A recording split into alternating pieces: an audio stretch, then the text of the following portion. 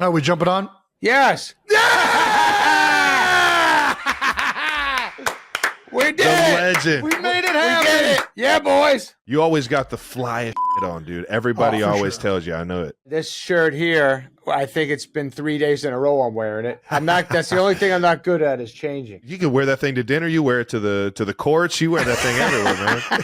Isn't that pathetic? I don't That's the know. best. I started doing that only because hiding these tits. The tits got big, fellas. Can't help it. Welcome back to New Heights, ladies and gentlemen. Hey! We are a Wondery show produced by Wave Sports and Entertainment. That is correct. We are your hosts. I am Travis Kelce. This is my big brother, Jason Kelce, out of Cleveland Heights, Ohio. Cincinnati Bearcat alums, as you know. Subscribe on YouTube, Wondery Plus, or wherever you get your podcasts. And follow the show on all social media at New Heights Show with 1S. Got an incredible guest coming on this episode. And you're going to find out who it is. There's clues on the screen right now. But, You probably already know. I mean, you probably got a little. They'll probably ruin the surprise because it helps people tune in and watch it, and we need to advertise it. I mean, this is right up there. Can't with, ruin this episode, though. I've man. met this person will be once. So, I met. We should just say his name because it's going to be. nope. I don't met say this it, don't say person it. one time, and let me tell you, I have not been starstruck by many people. I was kind of like I am now. I didn't know what to say. Like I was just at a loss of words.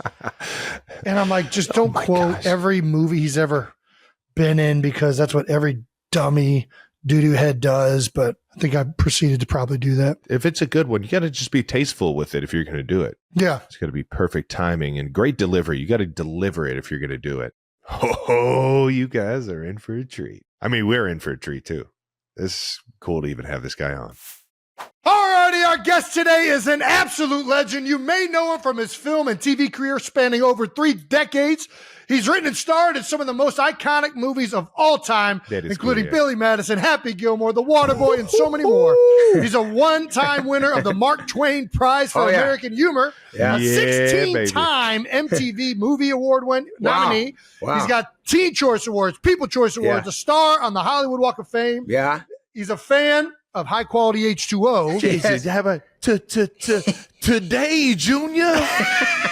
Spit it out. That's right. Our guest is the one and only Sandman, Adam Sandler. That's right, baby. Boys, I'm so happy to see both you guys. Love you both. You know that. You know that. Thank you so much for coming on, Adam. This is incredible. This is iconic, man. You too, fellas. Yes. Come on, Jason. Hit me. So you recently just finished a stand-up special. Yes. That's going to be launching on, I think, Tuesday on Netflix, right? Yes. It comes out on Tuesday. I was doing a tour, running around for like a couple years, in and out.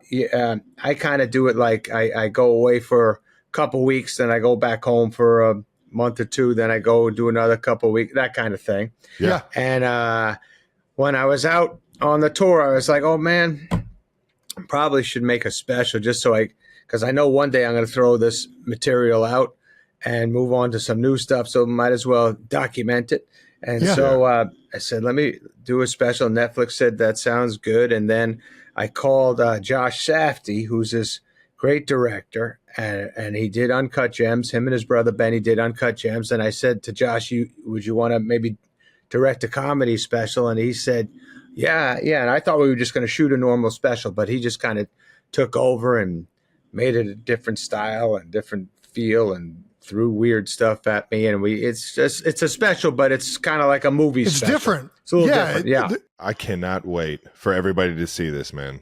They let us preview it, and that was alone the coolest thing ever. Oh yeah. It was awesome, brother. Cool. So thank you, bud. What you're right. It is different, and it's like kind of segmented. There's a whole like thing going back and forth with the projection and all that. How do you even get to like creating something like that? Like, I know that like stand up, you're bringing on jokes and you're trying to figure out your routine, but that thing was so unique. How did that whole process come about? Well, I was kind of ready to just do a normal stand up special. I was excited because I was kind of locked in. When you do stand up and you're on the road, it evolves. You get better and better at your act and figure out better things to talk about, figure out better ways to tell your your thoughts or your jokes or whatever the hell it is. And so I was kind of locked into a certain way that I was ready to throw down. And then Josh was just kind of like, we've seen you do a stand-up special already. I did one like six years ago. So he said, let's try to come up with a new way to present it. So that's kind of what happened. What made you want to get back into the stand-up realm? Like, you took a long hiatus from it. Not too long. I saw 100% Fresh live, actually. I was at the Hayworth out there in L.A., dude. That's right, buddy. I remember seeing you. I was I was in a whole nother world. And I remember two just off the top that I still remember. There's a phone wall of keys. Yes. I fucking sing that every single time I walk out of the goddamn door. Oh, I love that, buddy. I haven't forgot them since. Love that, Travis.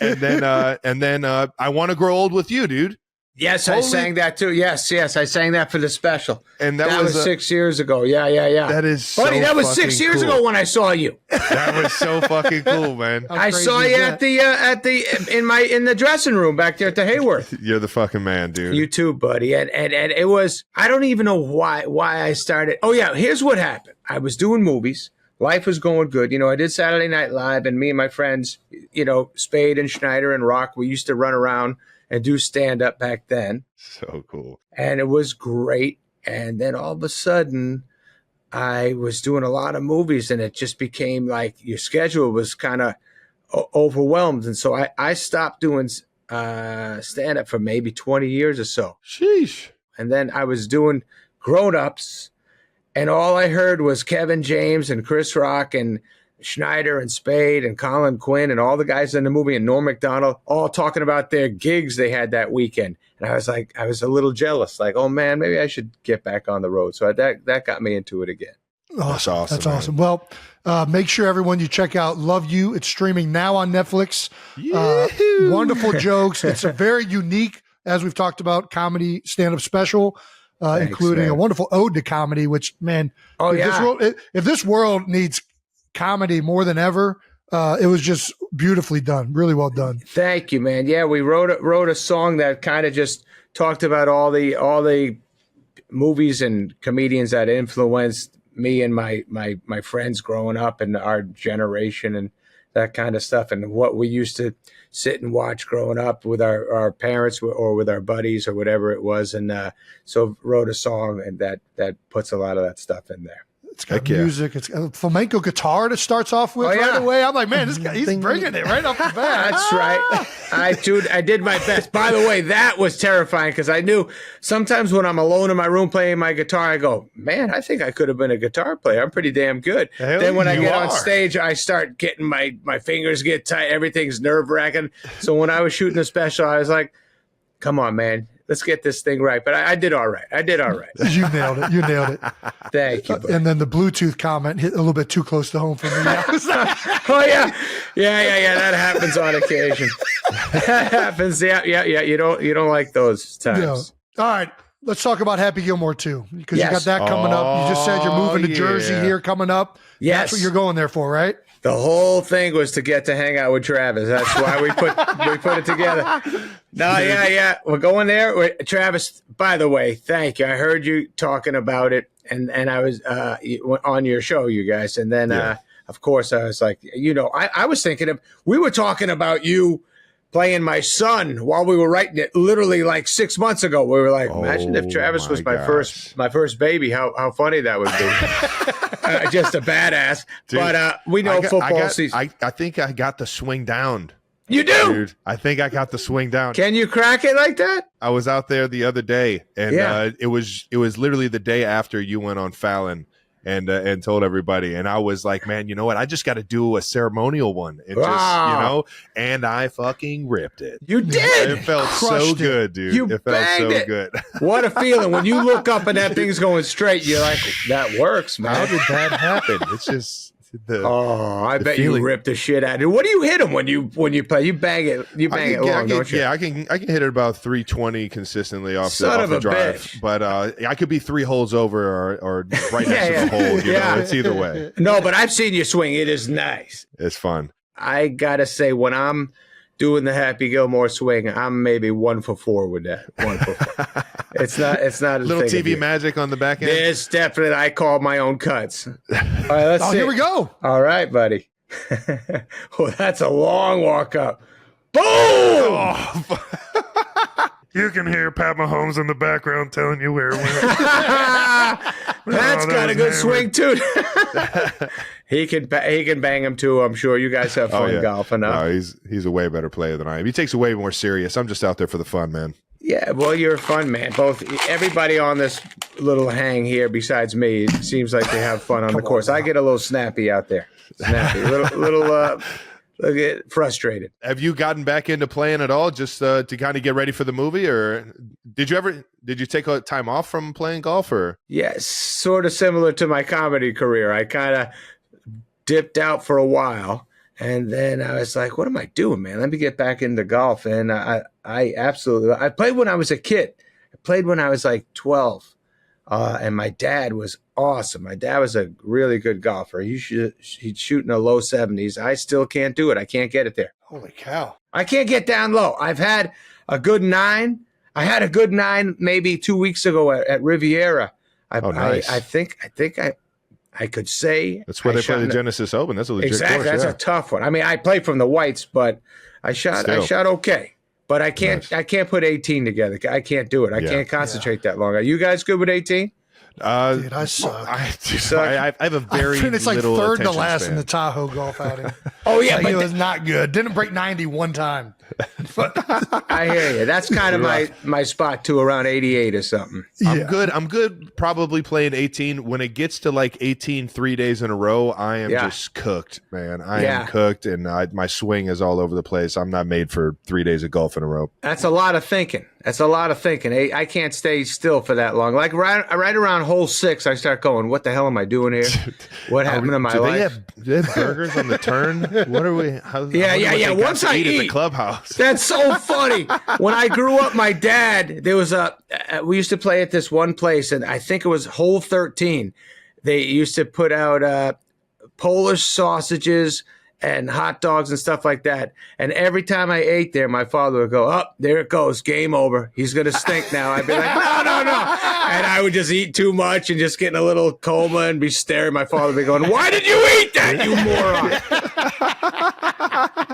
Yeah, I was about to say, you inspired an entire generation to get on the golf course, man. I promise you did. I was one of the kids. We used to go up to the public course all the time and just wanted to absolutely hammer them and hit them with the Happy Gilmore swing and That's everything. so great. And we were hockey players growing up, so that the movie It hit extra hard. Yeah, it hit boy. so hard, man. And, Yes, I know both you guys remind me of my friends so much growing up. Like, if you met my friends, what you did, you actually saw a few at the U2 show, right? That was awesome, man. Oh, how cool was that concert? That was incredible. What a insane. night. But it was more fun seeing you there, buddy. We love seeing you.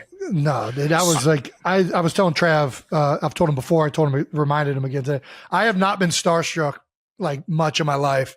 And seeing all of you guys next to me, like the entire ensemble, especially you, it was like, man, where the fuck am I at right now? That was cool, man. It's insane, man. I was like, I came here to watch you two, and I saw every person that I ever looked up to, and all of the best shows, all the best movies. Like, it was so cool. It was awesome. Thank you, man. Well, we love seeing you too, bud. We talked about you flying home that night. Anyways, that was a fun time. But both you boys remind me of exact dudes I hung out with growing up. And you two guys, the guys, they would protect me. I was a little bit of a wise guy. And I had a couple of boys like you always around making sure I didn't get beat up too much. Yeah, man. Was that, Jason, speaking of kind of like being in a room where you're like, how the fuck did I get here? Was there ever a moment like that early on for you where you're just like, how did it happen so fast? How did I get here? Yes. What is this? Yes. I'm sure. I don't remember anything. Saturday Night Live, that kind of did it to you. Every week you'd meet superstars that you grew up with, Dan Aykroyd, like all the original SNL cast. We got to meet so many of those cast members, and then just comedians we all loved growing up. Then rock stars, we got to meet Paul McCartney and Bruce Springsteen, and everybody we talked about. All of a sudden, we were in the room shooting the shit with them. It was incredible. That's awesome, man. Before we get off Happy Gilmore, though, I'm actually curious. I'm not familiar with how the original thought process of the movie came about. Oh, okay, yeah. I'm pretty curious. Was it just you messing around on a golf course and it kind of connecting the dots, or what? It was my dad. Like I said, he liked golf. We used to go to the driving range a lot, and I had a great friend, Kyle McDonough, who ended up playing pro hockey. A great hockey player. In New Hampshire, it's a big hockey town. Oh yeah, hell yeah. Yeah. So Kyle came out with me and my dad, and he didn't play much golf, but he was banging them. We were young, maybe ninth grade or something like that. And he was banging him. My father kept saying, "Man, you hockey players, there's something about your wrist or the way you turn or something like that." And I just was like, I think I was in college or finishing up college or just maybe 23. And I thought, man, that'd be pretty funny to see a guy with a hockey mentality have such a big hit that he gets on the tour. And I remember calling my dad and telling my dad about it and going, "What do you think?" And he was like, "Yeah, it could be pretty good. We'll see." We'll see. But me and my buddy Herlihy, who I write all the movies with, we would write that and we'd call my dad and say, "Does this make sense in golf? When you putt, what do you think?" And it's all in the hips and stuff like that. Yeah. That was my dad. I would say, "Oh my god, what is it?" He said, "It's all in the hips, baby. So it's all in good. the hips," and that's why we wrote that shit. Chubbs. Absolutely legendary, man. What's in store with the sequel? What do you like? I don't, without giving away too much, obviously, but what are we looking for here? Well, first of all, Travis, we're gonna have fun because the scene you're doing is with so many great golfers. It's gonna be amazing. You're gonna be funny as hell. Oh yeah. The movie itself, it just picks up from an older guy who's, played golf a long time. Some stuff goes on in his life. He's different. He's a bit of a mess when you meet Happy. And then we kind of try to get his life cooking again. Wonderful. I love it, man. That's I think it's cool. It's gonna be. I mean, we're trying to make you laugh the whole time, but it's got a cool vibe to it. If you're doing it, it's going to be fucking great. I haven't seen you were no on doubt. Fallon letting everybody know that you've been waiting for the right storyline. You've been waiting to feel the moment of it and to do it right. Yes. We got all the trust in the world. You're gonna bring Happy back and make him lovable again, man. Thank you, bro. Thank you. I love you. I don't want anyone to get let down. So you got that in the back of your head. You just want to make it as good as you're capable. Me and my pal, we were just in the room. We just sit every line. We're going, "Are we sure? We sure about this one? All right, this is good. Let's move." We're just examining everything. We just want it to be as cool as possible. The original got me on the golf course, and it also got me in the batting cages doing shit I probably shouldn't be doing. But toughening up, dude. You did that? Just toughening up. See, man, I knew you could handle that shit. I'd run from anything going over 60. How fast of a ball was hitting you? It's like 50, 60. You're crazy, man. It's fun stuff. I was the guy in Little League when it. I got hit by a pitch. I just rolled in the chalk for a fucking 45 minutes. Oh yeah. You gotta wear it. Don't rub it. That's funny. Yeah, that's good. Yeah, boys, did you play Little League baseball too? Oh, hell you yeah. know everything, man. Everything sports related. It was like the backyard was like a sports complex. We would go up and get all the used equipment from Play It Again Sports, and my dad would get everything for $20, and he would just get the equipment, put it in our hands, and let us have some fun with it, man. And so every day was getting home from school just so you could play sports, right? Exactly. Yeah. The Exactly. best. Yeah. It's all we know, man. It's all we know. Yeah. Thanks to our sponsor, Audible. Let Audible expand your life by listening. Explore over 1 million audiobooks and exclusive Audible originals that inspire and motivate you all in one easy app. I do love Audible. All right, now Jason loves it, so you'll love it. Trying to ditch those bad habits or start some good ones, maybe?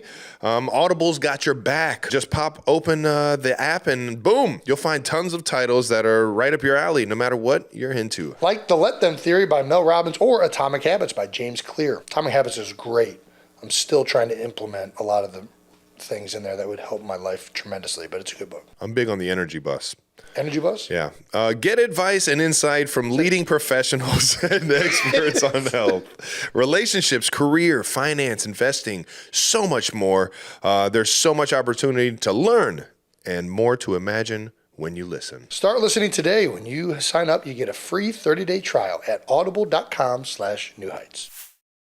Thank you to Intuit TurboTax for sponsoring today's episode. If your schedule is as unpredictable as ours, trying to lock down an in-person appointment with your tax pro can get a little bit tricky. But now Taxes is matching with a TurboTax Live expert on any device. They do your taxes for you and get you your maximum refund, all while you go about your day listening to your favorite podcast. How about that? Who wouldn't love to kick back with a cup of coffee, feet propped up, while a tech-savvy tax expert makes sure you're getting every dollar out of those business trips? I mean, that sounds like a dream. When you match with a TurboTax Live expert, they have cutting-edge tools for any tax situation. It's 2025. It's time to file like it. Now, this is Taxes, brought to you by Intuit TurboTax. Thank you to Mentos Gum for sponsoring today's episode. You ever notice how everyone's always reaching for gum when they're bored or need a pick-me-up? Talking to Exhibit A. Yes, I do understand that because I am always chewing gum. When you can't concentrate on a page anymore after studying for so long. Or when you're stuck in a back-to-back meetings and need to feel human again. We all need a little ways to refresh our daily routines and make them more fun. And that's where Mentos Gum comes in. Sometimes it's as simple as popping in a piece of Mentos gum and taking a different route to work. Trying a new lunch spot, trying a new workout class. Trav, what's your go-to Mentos Gum flavor you're just chewing on these days? Just the traditional, the old traditional one, mint fresh. Yeah, I like. I'll go wintergreen every now and then, or spearmint, but for the most part, I'm just like a fresh mint kind of guy. Sometimes all you need is a little reminder to refresh the everyday and shake things up. Yes to fresh with Mentos gum. Let's get to some more familiar questions here. In case you aren't aware, Jason and I are not professional interviewers. I don't even know how to be a professional outside of football. We're just two big fans with a lot of fucking questions for you, man. As football players, we got to lead with this. How many football guys come up to you and talk about the water boy, man? I hear Boucher a lot. I'm very proud that I got to be Bobby Boucher. I have I've met a lot of great NFL fellas who have talked to me about Bobby and Bobby's mama and foosball, just foosball, making baby. Sure mama don't find out I'm playing foosball, that kind of shit. We have, yes. Did you play growing up? I played Pop Warner till 12. I played till 12. Okay. I was a quarterback. Before... I was a quarterback in Pop Warner. I was playing baseball, and then I was a pitcher, and I was 11. And Ken Stillman, the coach of the team, came over and talked to my parents and said, maybe Adam could be a quarterback. And my mother was like, oh, Adam doesn't play football. And my father was like, let him play. Because my father played football, actually. Okay. He was a linebacker.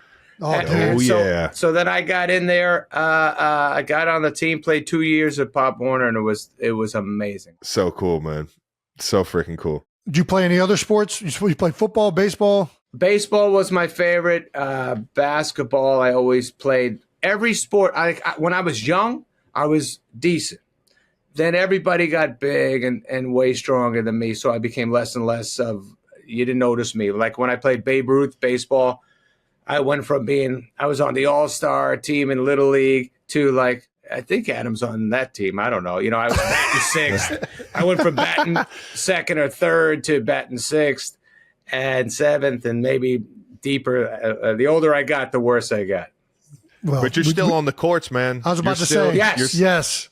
Your skills on the court are iconic because you're just the facilitator. You just see the court. You see things before they happen. You remind me of a guy like Patty Mahomes and how his game is on the court. Sweet behind the backer. I have dreams of throwing that to you, backdoor buddy. Bounce passes. I'm all backdoor. That's all I ever talk to. Because when I play, I always play with young dudes, and I always, if they're not moving, I always like whisper them. I go, You got to move, bro. You got to stay on the move. Go back. You got to go. Let it go. I'll fake up high. Just cut down low. You got to move, though, for me. Because I ain't going to shoot. I got to get it to you. Just a natural leader, baby. Yeah. I love it, man. It's so fun watching you in all those highlights, man. Oh, man, you guys must have been fun on the basketball court grabbing rebounds. Dude, Jason used to beat my ass, literally. Not even in the. I would win the game, but it would be a brutal ass beating. Oh, yeah. And I would just get thrown on the cement. I used the to entire win time. until you hit puberty. I would whoop your ass. But then there was one day. It's the last time we ever got in a fist fight. Oh, yeah. He freaking is just driving the lane, and he's finally as tall as I am, doing this stupid fucking I had a shot, mean hook and shot. I can't it was stop so it to save my buttery. life. It was so buttery. I had a right So I and start a left. fouling and just beating the crap out of him. But I could play defense. I can play some defense now, but there's minimal offense being played. I'll set picks. I will pick and rebound all day long. That I see. That I know. That's cool as hell, man. Yeah, you boys on the court must have been scary for the whole neighborhood. You told us about how Happy Gilmore got. How did you create a Creole Southern? So good. Like, where did the inspiration? I'm not sure if you heard us. We were literally like, I don't know how he didn't win more awards for this. Yeah, this was ridiculously good. This is before I had seen Life is Beautiful, and Roberto Benigni did a great job with that. He did very good. Yes, he did. He stepped it up for that shit. Yeah. No, I wasn't getting Oscars. I never thought of that stuff when I was doing Boucher, but I couldn't believe it. It was like we had this idea, a water boy gets picked on a lot. A coach thinks he could be, sees him throw a nasty hit and then says, maybe you should be on the team. That was kind of the idea. And we were like, let's make him from the South. Let's make him Cajun.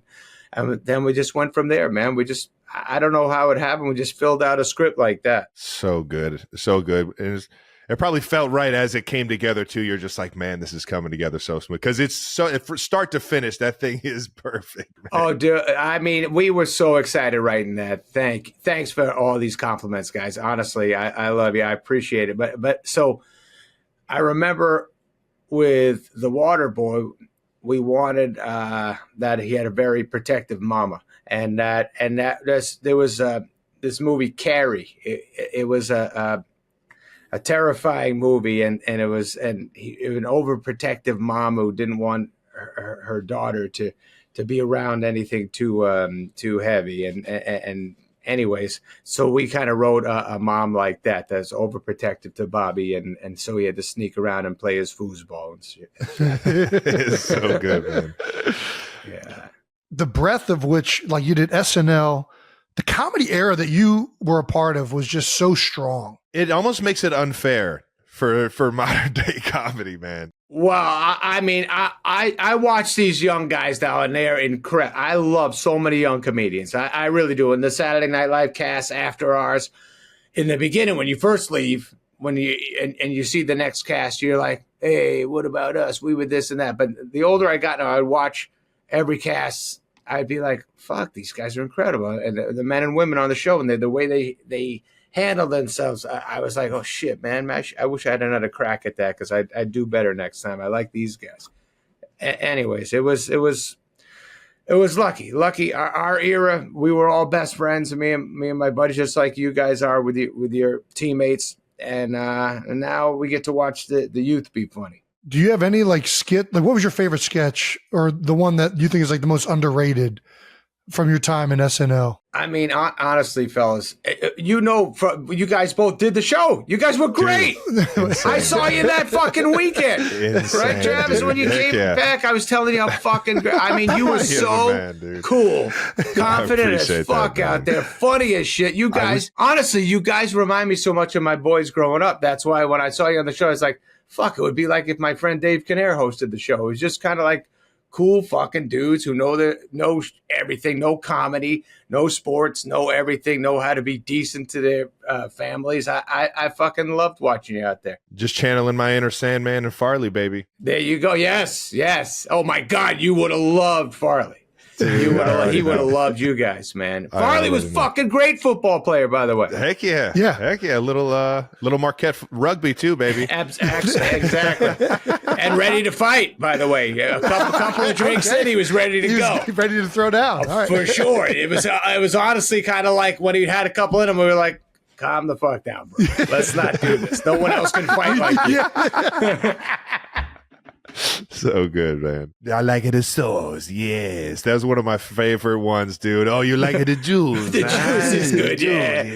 That was good. That was this guy, Robert Smigel, who's one of the fucking greatest of all time. He's a great writer and a great performer. He plays Triumph, the dog, you know, the insult guy. Heck yeah. That dude, he wrote so many great skits, and So cool. he wrote the juice skit, and we got to walk around and go, you like it, juice? Yeah, you like it, huh? That's good. I get you do it smoother than me, bud. It's so I good, forgot man. how to drop it in there. It's the best, man. How many times do you get quotes told to you, I mean, it's got to be just nonstop. We get it a lot on the streets of New York. They scream some shit at me. Does it get old? No, it's always fucking fun. It's always nice, like shit when it comes at you that you.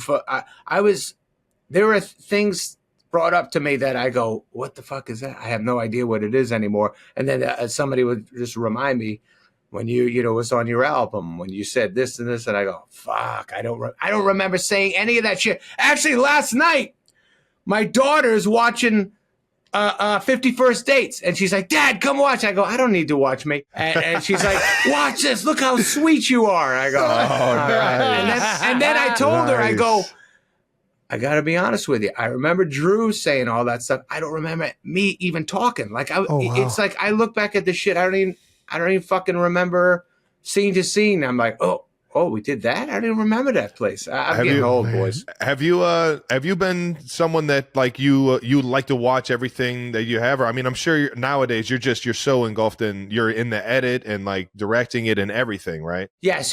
I've done that so long now that once we're done and the movie comes out, I probably don't watch it for a few years. If it's on TV, I'll see it for a minute, but that's usually it.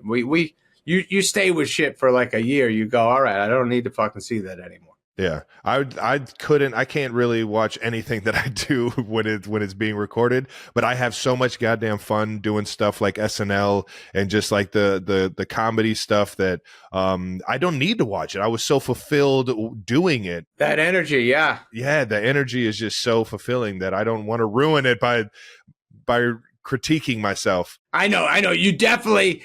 You can look at your shit after and go, oh, I thought I was better than that. What the fuck was I doing there? I got a lot of that. Believe me, I got shit from when I was young that my kids show me. I go, I don't want to know that fucking exists. Holy shit, that was insane. I watched the monologue because that was a moment that I wanted to remember forever.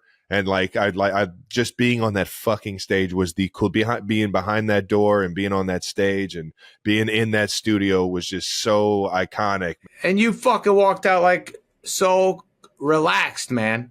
How about being behind that fucking door, dude? And you should have. And your heart's pounding through your chest like, holy shit, it's happening right now. And just Travis, don't fall down these fucking steps. Do not fall down these steps. You are live, dude. You are live.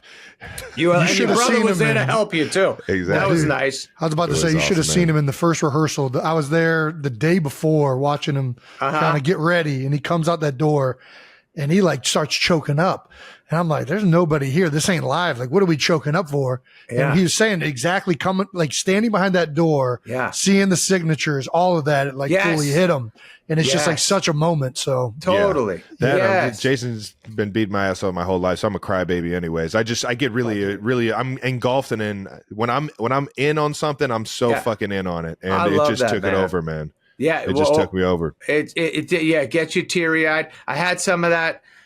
I hosted the show again, like around 6 years ago, and same kind of feel. I'd walk around on a Thursday, 2 days before the show, and then I was getting teary eyed and looking, and so many memories and so many greats that have been there, and musical acts, and fucking, you just think of when you were a little kid and all the shit, all the joy that place has brought you. It's the best, man. Yeah, you're in there forever now. Both of you guys got to kill on that shit. I love it, man. You, more than anybody I've ever watched, has like it's not that you stayed the same. Like, I know you've evolved, but you've been so authentic in everything you've done. Like from SNL to the movies, to stand up, the one that just came out, like between what you wear, the people involved in it, like it's all just so authentically. How have you, I don't know. Has this been like, how do you do that? Same way as you guys are doing your lives. Same shit. You feel comfortable with certain people. You have the same wavelength you're on. What makes you guys happy? What makes you click like you with teammates, or just fucking, off season, the guys you hang out with. That's kind of like what I got with my buddies when we make the movies and we sit in a room and write the shit and have a similar sensibility. So I guess that's why we all do it together. Man. Were you a Belushi and Aykroyd? Yes. Were like going into it, did you have like the guys where you were like, man, if I could just somehow be as funny as that guy? Well, I'll tell you, you never fucking think you're as good as the cast before you. Yeah. So like, yes, Belushi, Aykroyd, I mean, he became like a guy that we hung out with. We got to hang. I loved him so much, and he treated us so great. So awesome. It's kind of like fucking Andy Reid. Just you have this respect for the fucking guy and what he's seen. And when he talks to you, kind of go, yes. Yeah. You feel like you're getting knowledge all the time. And all fucking the castmates before you feel the same shit. You just like, that's whatever they say, there's no reason for me to talk unless they ask me to talk. And that's about it. I know that feeling. Got that with Dana Carvey. Got that with all the guys, Dennis Miller, all the guys who were older than us, and Jan Hooks and Victoria Jackson and the whole cast that was there before us, John Lovitz. We just fucking Kevin Nealon, all those guys. Whatever they had to say, we were loving it. Just a sponge, man. Yes, exactly. That's how you got to be. I'm a girl dad. My oldest is 4, so I got a ways to go. Yes. 1, do you have any advice? And 2, when should I mean, they've seen some of your stuff, but when should I really start exposing them to the Sandman? That's good, man. I think at that age, there's no rush.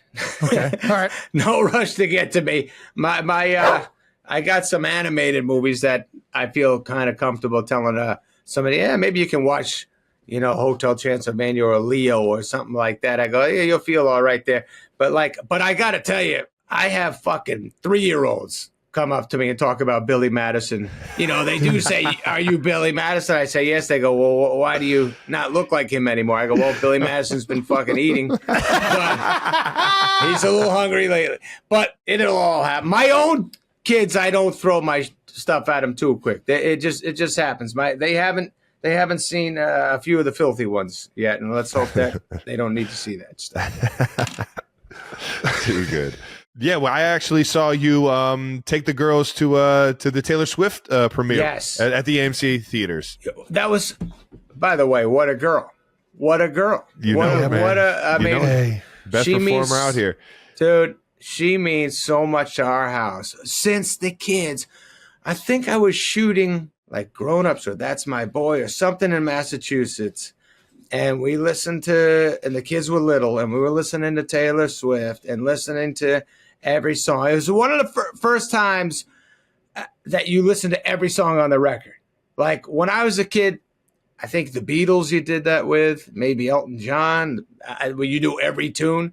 Oh, yeah. Start Taylor, to finish. When we start to finish, it's not like 3 hits and you go, all right, let me skip. Fucking Taylor in our house, every tune, they knew every word. I loved listening to her in the car. I loved what she had to say, every message, every melody, just the production, how cool she was, what she meant to young girls, what she means to women, what she means to guys doing the right thing in life. Throughout the years, Saturday Night Live saw the kids there, took her time, hung out with them, and then at her premiere for the movie, she talked to the kids and talked to them about their movie. They did this bat mitzvah movie, and she talked about what she liked in it, and she just floors my family. So cool, man. Floors them. Like I said, somebody asked me, who do you get nervous around? I said, I do get nervous around Taylor Swift because I don't want to fucking blow it for my kids and say something stupid. So I'm just like, shit, she means so much to my fucking house. I better say the right thing here. No, she was so grateful that you took the girls up there, man. Said it was an absolute blast. She's lifetime forever, along with the whole world. She just means so much. I appreciate that, brother. And you being together and you guys, that first, when you guys first started dating, my God, was my family like, yes, look how good they are together. Look how he's a gentleman.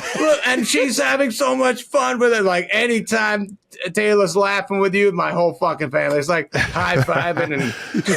And So good, man. You got me sweating over here. We got to see that dog behind you, dude. Yeah. Come here, baby. Say hi to Did the you just boys. say Come that here. dog's name is Bagel? Yeah, Bagel is. That's such a good name. That is such a good name. I've had a bunch of bulldogs over the years. I've had a meatball, matzo ball, pickles, and this is a babu, and here's a bagel. But Bagel's ignoring me now. Come here, buddy. What the fuck? You want me to pick you up? Come here, buddy. Say hi. Oh, God, he's I'm so pumped to see Let's this. go. Yeah. There he is. Oh, yeah, baby. There he is. All right. Oh, yeah. Get out of here. Go ahead. We had to see him, Georgia man. Bulldog. Yeah, he's That's a been, good one right there. exactly. The Georgia Bulldog, I don't know how he can handle that heat.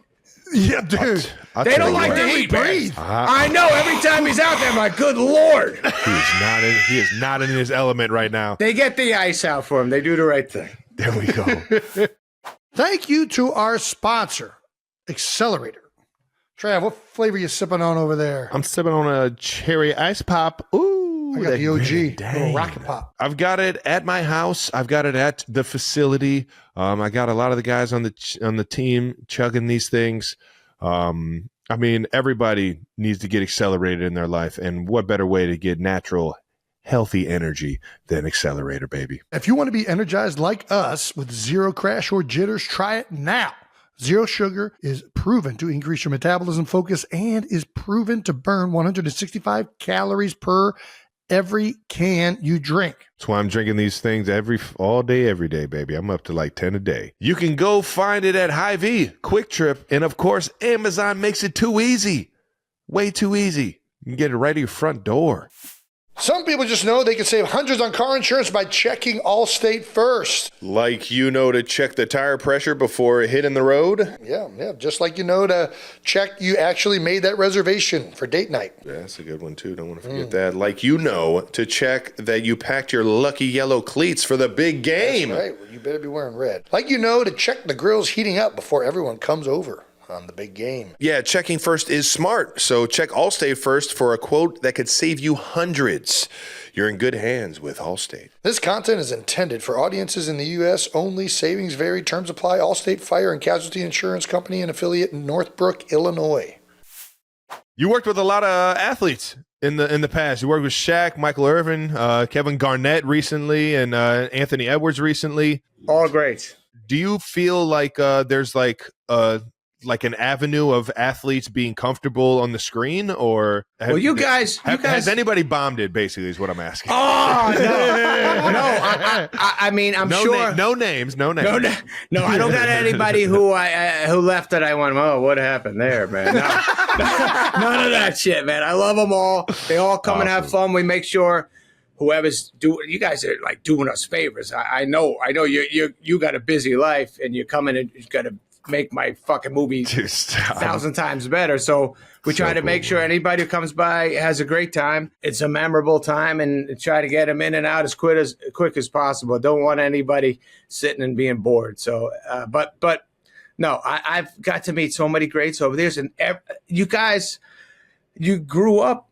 I think there's some sort of connection to how fucking confident you are. And comedy, when you're being funny, it's usually if you're confident in what you're saying and committing to something. So if you ask an athlete, it's probably going to be a little bit better if you say it like this and, be strong when you say it.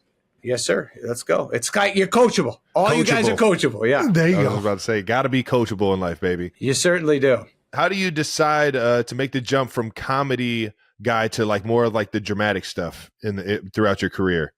That was like, was it just like a challenge that you wanted to do, or was it like? Yeah. It is that. It's like that now. When I was younger, I did a movie a long time ago called Punch Drunk Love, and that was just luck. I was doing my comedies. Paul Thomas Anderson, who's this amazing guy, an amazing director, he wrote this movie for me and said, give it a shot. He believed in me, so I did it. Nice. Had a few of those where I work with these elite directors and kind of do my best for them, and it's different than what I do. I like Waterboy and shit like that. We have fun writing that shit and doing that shit, and it's the best time we could ever have. But when it comes to serious stuff, I just don't want to let down this. Just like you guys don't want to let down the coach, I don't want to let down the director. So I fucking just commit as hard as I can. Heck yeah, accountability, baby. Exactly. Yeah. So we got to jump into we always do a Mount Rushmore of like Jason did Mount Rushmore centers. I did Mount Rushmore tight ends. Yes. Who is your Mount Rushmore of your it characters? Says characters on here. Yeah, of your characters, of my own movie, shit. Who is your the Mount stuff. Rushmore of your characters? You think? Yeah. Shit, I never thought about this. It kind of changes which I love some of them one day, and then the next day I'm like, why the fuck did I do that? But all right, let's see. Billy Madison's always got to be up there because it was kind of the first movie that they let me kind of have a little control. Yeah, nice. Me and my buddies and Tamara Davis was the director, and we were young and we believed in it, so we got that done. I love Bobby Boucher. Shit, man, I love being that guy. Love doing movies with Drew Barrymore and with Jennifer Aniston. So that was just, I can't pick. I don't know what my guys' names are in those, but whoever I was in those right now, I guess, yeah. I don't remember it all. I know Robbie Hart was one of them, but I love making that. Whatever I did with those guys, I'd like to put up there. All right, I'm with you. And I don't mind putting Little Nicky up there too. With there you go. There you go. One of my sneaky favorites of yours, brother. Seriously, another one where better. you engulfed. You just brought us all in with this. Yeah. It's so good, man. The sideways face and so good, man. Oh man, I remember Nicholson. I met Jack Nicholson before we did our movie together, and he said, "Now, before we start this, what type of movie is it? Is it Little Nicky?" And he goes, "Hey," and like that. I go, "Whoa, Nicholson just did it. Nicky to me. That felt nice." That's so cool, man. Yeah, that's so cool. I'll tell you what. That's probably the most epic Mount Rushmore I've ever fucking heard. Oh yeah, I love gnarly, that, dude. Tom, I gotta ask you, Little Nicky up there was so. This cool. isn't on this. This isn't on the rundown, but I want to. Who's your Mount Rushmore comedians? Like on your list? Well, my guys when I was young. Yeah. I love so many now. Of course. It's all it's much broader than it was. But as a kid, what fucking connected me the most? Rodney Dangerfield was my number one guy. Love Rodney. Yeah. Love Caddyshack. Love Back to School. Oh yeah, you know, Back to School. Yeah, so good. baby. The best. So good. The best. And I got to meet him and hang with him. Fucking loved him. So And shit, when I was young, I loved the Jerry Lewis, the Abbott and Costello, the Marx Brothers. I loved that stuff because I would watch that with my parents. Had a great time with that. Then I loved, Belushi and Aykroyd was power in my house. Eddie Murphy. Oh, dude. That was kind of it too. Eddie, fucking stand-ups. Stephen Wright was a big deal to me. Cheech and Chong. Fucking love Cheech and Chong. Yeah, baby. Love, yeah. I had a million of them. Actually, the special one, the last song, I tried to throw a lot of the people who meant something to me in there. I miss this stuff. There's this comedy record, Derek and Clive. You guys ever hear of them? It was Dudley Moore, who played Arthur. You remember the movie Arthur, the English guy? He drank a lot of booze, funny as shit. He was in a comedy duo with this guy Peter Cook, and he had these albums that they used to curse a lot. They'd get drunk together and be funny together. And somehow my father got it for me. And I was in like fucking 6th, 7th grade listening to that going, oh my God, this is the best. So they had a big influence on my cursing, I believe. We're a football podcast. We got to get into a little bit of your QB. You already told everybody that you were kind of a Pop Warner QB, but the longest yard man. Yes. How much like prep in the NFL were you just out there winging it, knowing that you still had the skill set, or did you actually? You take some pointers from some guys. I was scared, man. I was, by the way, fellas, when I was a QB, I dropped so many snaps. I used to, my coach used to go, would you get your hands in there? I didn't get in there. I was terrified. As a center, you got to feel the pressure. You got to feel the pressure. I apologize to you and everybody before you, Jim Otto, everybody. I made a mistake. I felt so bad getting my hand on that cup, but when I got my hands in there deep, man, it always worked out. But yeah, no, I took Sean Salisbury was nice enough. He a great guy. He fucking every day would throw the ball with me, taught me how to throw it a little farther, how to be a little more confident with it. Because when I was Pop Warner, it would be like straight T26 on break, on set, straight T26 on right, ready, break. Then I'd get out there, my little baby voice, I would throw that quarterback thing on. Ready! Whatever the fuck I would do. And I would do that bullshit. I was bullshit when I did it. I never sounded cool. But I remember Salisbury would always yell at me like, "Oh, you got to command that team. Get out there and fucking be a man about this." This is so fucking good. Sorry, Bagel. So good. Gosh. In '97, you wrote a song called "The Lonesome Kicker." Yes. Loved it. Would you ever write a song about any other positions, or has that come up in your mind? Any other sport? Like that or what, man? Shit, yeah. I mean, if something fresh comes up, for sure, man. But we did fucking have the best time. NFL Films helped make a video with us. I got to hang out with a bunch of Steelers, Cordell Stewart, the bus. Yeah, they were all in the video. We hung out there. I've had a lot of dreams come true, but I met a lot of you dudes, and I love you all. You're the best, dude. Thank you. Well, let's get to some no dumb questions with the Sandman himself. I'm ready. The segment is called No Dumb Questions because there's no such thing as dumb questions, Adam. Just dumbass people like me and Jason. Would you mind helping us with just one, baby? Please make me a part of it. Let's do this. All right, from Hey Buck Nasty, whatever that may mean. Out of all the movies that the Sandman is dropping, we still want to know what's happening in Bobby Boucher and Vicky Valancourt's life. Did Bobby ever make it to the NFL? Oh, yeah. Well, first of all, the good news is Bobby saw Vicky's boobies and he liked them. Loved them, actually. Loved them. He said but in that moment, he loved them. He loved them. And thank you very much, Vicky Valancourt, for that. He did go to the NFL, I believe. Played a couple of years. Mama wanted him home, so he had two good years running around with the teams.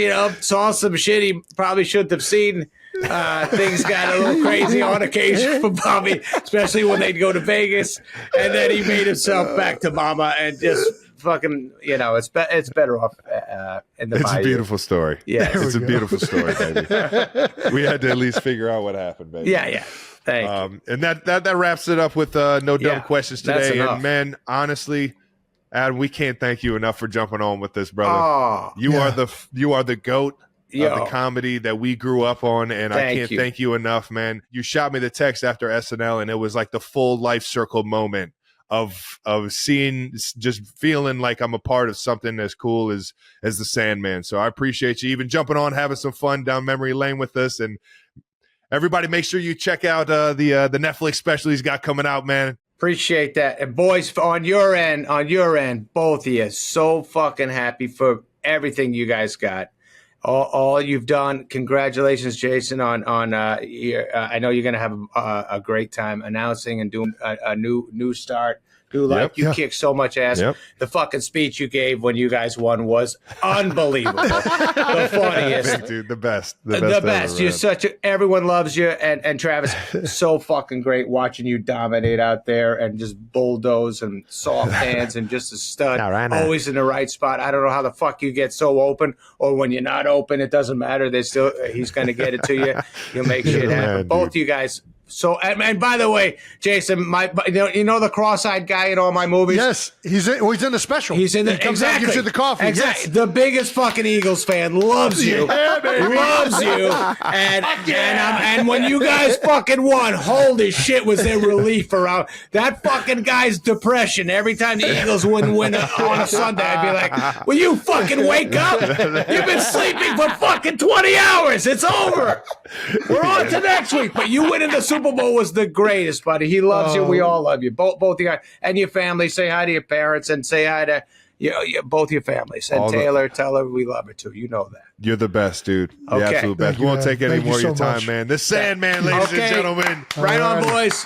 We'll keep And this bagel. computer on. Don't worry. There we go. Oh, you're the man, dude. Okay, we peace. can't thank you enough for the time. We'll see you in a few weeks, brother. Alrighty, that wraps up another episode of New Heights. Thank you so much to Adam Sandler, the Sandman, for coming on. Make sure you subscribe to YouTube and the New Heights channel, and follow New Heights on the Wondery app or wherever you get your podcasts. Reminder, you can listen to new episodes of New Heights early and ad-free right now by joining Wondery Plus in the Wondery app or on Apple Podcasts. And for all the 92%ers listening on Wondery, tell us about yourself by completing a short survey at Wondery.com/survey. Unless you don't want to, then don't do it. But we would sure appreciate it. I encourage you guys to do it. Once again, New Heights is a Wondery show produced by Wave Sports and Entertainment. Follow the show on all social media at New Heights Show with 1S. Thanks to our production and crew. You guys are still the best. And thank you to all the 92%ers for tuning in. Yeah. We'll see you guys next week.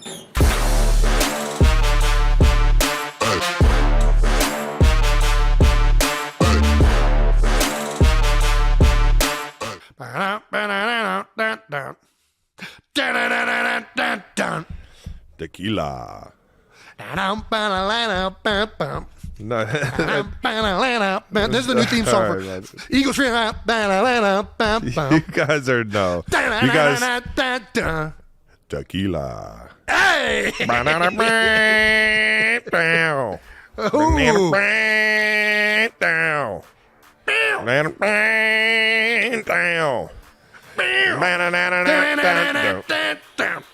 Tequila. Welcome back to New Heights. Yeah, baby. Show that is presented by Wave Sports and Entertainment and still brought to you by our friends at Fireball. The pound for pound, undisputed #1 shot in America. As you all know, that cinnamon delight goes down so smooth. We are your hosts. Cinnamon I'm Travis shot. Kelce. This is my big bro, Jason Kelce, out of Cleveland Heights, Ohio, University of Cincinnati alum. Howdy there. New episodes come to you just about every single Wednesday, but sometimes they don't. And sometimes they'll just come to you on like a Tuesday or Thursday, but we'll make sure we get all that news to you. This week is coming to you on a Wednesday. Subscribe on YouTube and wherever you get your podcasts, and follow the show on all social media platforms at New Heights Show with 1S. That's at New Heights Show with 1S. Jason, tell me what we got coming up. Got an incredible show, Trav. As we all know, free agency is up and running. Well, not technically. It will be by tomorrow when deals start to become official. Right now, we're still in the tampering period. And it's pretty crazy. Deals are happening left and right. We're trying to do this lead in to the Nick Sirianni episode we got launching right now. Nick Sirianni, Yeah, that's right. Later head in coach this of the episode. Philadelphia Eagles? Head coach of the Philadelphia Eagles. We talked to him. We left the house. We sat down in Indianapolis at the Combine, and we talked to Nick Sirianni, and that's coming to you in this episode. Oh, man. But first, we're going to get to all the news that's happening around the league. Lots of guys, lots of big names signing, friends of ours going, new friends coming. now. I mean, I guess we got to talk about me deciding to play another year. You're playing? Yeah.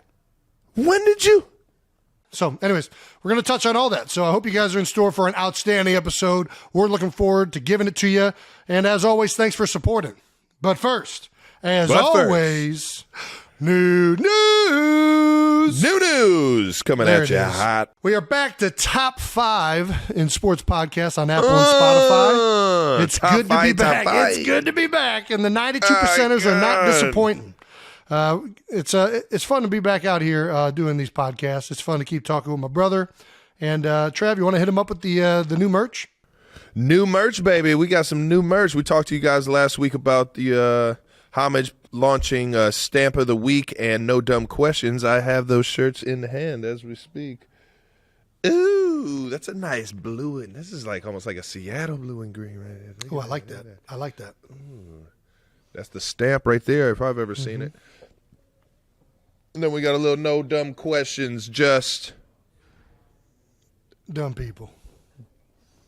dumb people. You already know.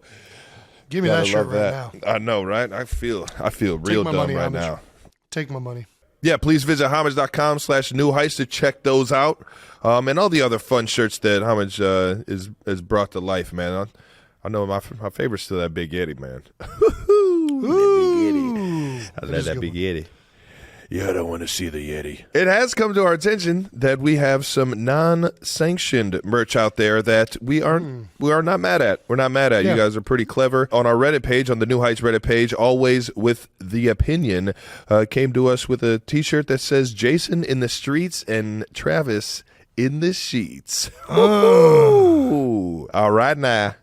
All right now. I think it's clear what the shirt means, Travis in the sheets. I think that's clear.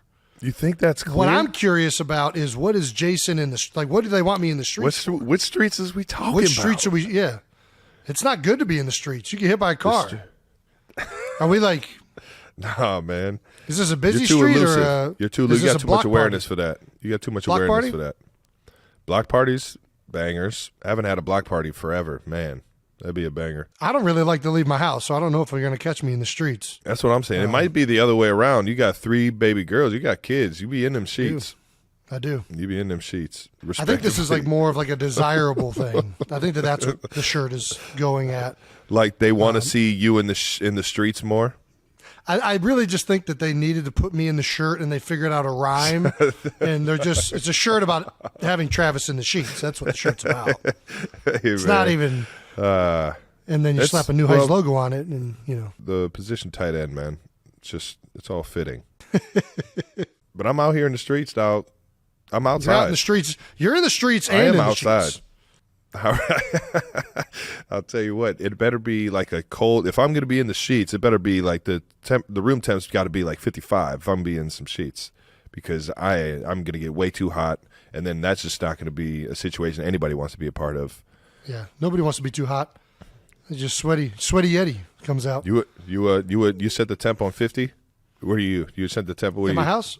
I did not set the Where you house setting at that- 50. What did you set? I that? do set it. You at have kids, well, so you can, I guess. I know. Unfortunately, Kylie doesn't.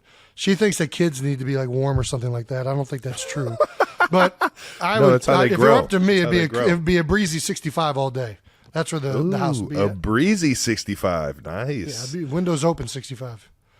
Probably terrible energy efficiency, but Yeah, Jason in the. It really should be Travis in the streets, Travis in the sheets, Jason in the seats. Because I'm sitting and I'm watching TV or That's pretty good. whatever. That's pretty Yeah, good. yeah. Well, thank you to everybody, all the 92%ers on our Reddit page and some of the non-sanctioned merch that we appreciate. So keep coming up with the clever stuff, and I'm sure our team won't tell you can't do that. Yeah. So Hey, yeah, we're not You we're heard not it a here big first. cease and desist. We're not a big cease and desist crew. We Especially if encourage it's- creativity. We encourage artists. And speaking of creativity, we got a fan mention of the week right now. Fan comment of the week. Awesome comment on the YouTube video from earlier this week from the Daniel Jeremiah episode. This one is coming at you from Sarah Kaplan, who said, Jason, can you please sort NFL players into Hogwarts houses? And I love this. And I think we're going to do it right now. Trav, are you aware? Can you name the different Hogwarts houses? Yeah. One is Don't read it. Don't read it. Pick your eyes up. One Do not read is it. Do not read it. Is Hogwarts not a house? I thought Hogwarts was a house. Hogwarts is the school. Oh, Okay. Well, there you No, go. that's good. I mean, that's a good starting point. So then which house is Harry Potter in? Harry Potter's in the magic house. He's got the wand and he does the magic. Oh gosh, this is good. How far off am I? You're not even in the ballpark, but you're in the school. What? You're in the school. So what school does he go to? He goes to Hogwarts. But you remember? Yeah, you know how at Cleveland Heights they had that small schools initiative. Small schools, and there were small schools within the big school. That's kind of the way yeah. Hogwarts is. There's 4 different houses that are within Hogwarts. You have Gryffindor, you have Hufflepuff, you have Ravenclaw, and you have Slytherin. Okay, and I don't know how the actual determination of which house you get into goes, but to me it gets down to Gryffindor is like good people with ambition, good people that are trying to fight for goodness. Then you have Slytherin, which is bad people with ambition. Okay, which is it's bad people that are excited about being bad. And then you got Ravenclaw, which is that's really smart people. That's the AP class, AP house. And then you got Hufflepuff, which I think that's just all the leftover kids go to Hufflepuff. So all the misfits. I think it's just people with no ambition go to Hufflepuff. That's how I do it. So we got just out here kicking it. Yeah, I mean, well, they're good people, but they're Hufflepuffs. This segment just got so much fucking fun. All right, so do you want to go down the list of players? You just start throwing names at me. Let's see how it happens. Jason Kelce. Where's Jason Kelce? I mean, I'm going to put myself in Gryffindor. Come on, baby. What? You can't just put yourself in the best house. That's where Harry was? Harry, Ron, Hermione, all of them. Right on. Do I get in Gryffindor? I'd put you in Gryffindor. You're in Gryffindor for sure. I feel like if you're not in Gryffindor, you kind of... Ravenclaw. I mean, Ravenclaw and Hufflepuff are very respectable houses, but Gryffindor is Jalen Hurts. Gryffindor. We can't put everyone in Gryffindor, Jason. I mean, if you're going to throw Jalen Hurts at me, I'm putting him in Gryffindor. All right. Chris Long. Chris Long? Gryffindor. Everybody's in Gryffindor. You're asking me all my friends. NFL players? All of my friends. Who doesn't Jason know? Kirk Cousins. Kirk Cousins. Ravenclaw. Ravenclaw. Smart. Okay. All right. What about Patty Mahomes? Patty Mahomes, man, I want to throw him in Slytherin because he just whooped our ass in the Super Bowl. But I got to say, I do think Patty Mahomes is a Gryffindor guy. He doesn't get excited about, yeah. I think he's a good guy with ambition, so I'm going Gryffindor. All right. Aaron Rodgers. Oh, my gosh. Don't throw this out right now. That's too newsy. There's too much going on with Aaron. Ever since he's got like the long hair though, like the John Wick look, it's kind of gave him a little cloud. Like he's kind of like like he's Aaron's excited about. I don't want to comment being on the Aaron. enemy. I'm leaving Aaron off. I'm deferring on Aaron. That's not a part of the segment. You have to say the house. Slytherin. He's in Slytherin. Wow, okay? he said it. Fucking goddamn it. I don't even know what Slytherin is. All right. All right. Since we're on the Slytherin train, what about Joey Burrow? Joey Burrow? Yeah. Man. Do you know enough Ohio about guy. him? Yeah, I mean, so he's an Ohio guy. He kind of has this very charismatic way to him. I mean, if you're asking quarterbacks are going Gryffindor or Slytherin all day, and I'm going to put Burrow in Gryffindor. For you, he's probably in Slytherin. To Chiefs fans, he's a Slytherin guy. You already know. A very Burrowhead? respected, Man, dude. Very respected. You got a whole stadium named after you. That's crazy, man. Brandon Graham. Gryffindor. Stop asking me my team. What? Ask me Brandon Graham is 1,000% Slytherin. No, he's not a Slytherin guy. What? No. How much shit he talks? All right. What about Russell Wilson? Russell Wilson, man, God, he was in Gryffindor forever, and then I think he's in Slytherin now. I think he's in Slytherin. Slytherin? I was thinking he was like a Hufflepuff. Like he's. I mean, he's yeah. You know what? I'll do that. I'll go Hufflepuff. No, if you're quarterback, you got to be Gryffindor or I don't Slytherin. even know what I'm talking about. I'm going Slytherin. You're going Slytherin? All right. Jimmy G. Jimmy G, Slytherin. Jimmy Garoppolo. He's got Slytherin? videos of porn. Yeah, I mean, he's got like videos of porn stars going out to restaurants and stuff Oh, like that. easy. It doesn't make you a bad guy. It doesn't make you a bad person, but it's a Slytherin move. It's not a Gryffindor move. If you're quarterback, you're either Gryffindor or Slytherin. You put Kirk Cousins in Ravenclaw. He's an outlier. Outlier? Yeah. Ask me a coach. Ooh, Bill Belichick. Oh, Slytherin all day. Slytherin? Slytherin all day. Yeah. Super talented, very intelligent, but like Slytherin. What about Derek the King Henry? Derrick Henry? Yes. Man, that's a Gryffindor guy right there. Gryffindor, right? But he's kind of got that. He's got that. I'm going Gryffindor and Derrick Henry. All right. Ndamukong Suh. Oh, Slytherin. I just played with him. Great guy. Great guy, but he's great guy. He's Slytherin? Slytherin. All right. He's because you got good people within Slytherin, but there's like a certain mentality that Slytherin comes with, and it's like this, like it's a defensive mentality. It's a I'm enough, yeah. Dude, you have that mentality. I know. You might be I could be Slytherin, Slytherin. I could definitely be Slytherin. There's 100%. If I wasn't so good, I'd be in Slytherin. I fit a lot of the qualities. I'm a team guy. Well, team guy. Slytherin's team too. Death Eaters are a big team. What about a guy like Tony Romo? What was Tony? Tony Romo, Slytherin. I mean, anybody on the Cowboys is Slytherin. If you play for the Eagles, if you play for the Cowboys, you're Slytherin. That's this is turned into just whoever's your like enemy is Slytherin. I mean, that's essentially what the book is.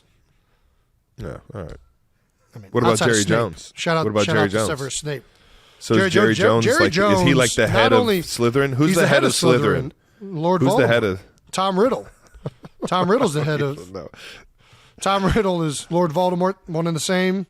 Jerry Jones is for sure Slytherin. He's Lord Voldemort. He's probably got Horcruxes scattered all through the United States. Jason Garrett being one of them. I don't even know what a Horcrux is. Am I speaking like a different language to you right now? Do you even understand this? Dude, all this is way over my head. What's a Horcrux? Well, a Horcrux is when somebody separates their soul and they put their soul into another object or person. You see what I'm saying? You see where we're going in this? It makes sense now, right?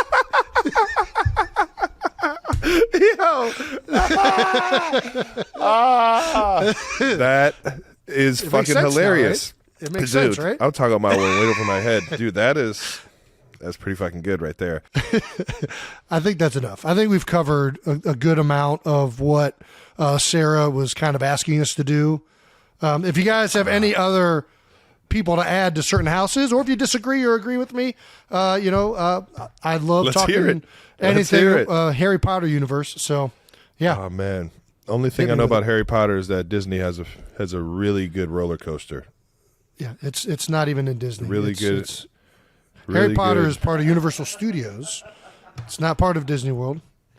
They're both in Orlando. It's not all called Disney World?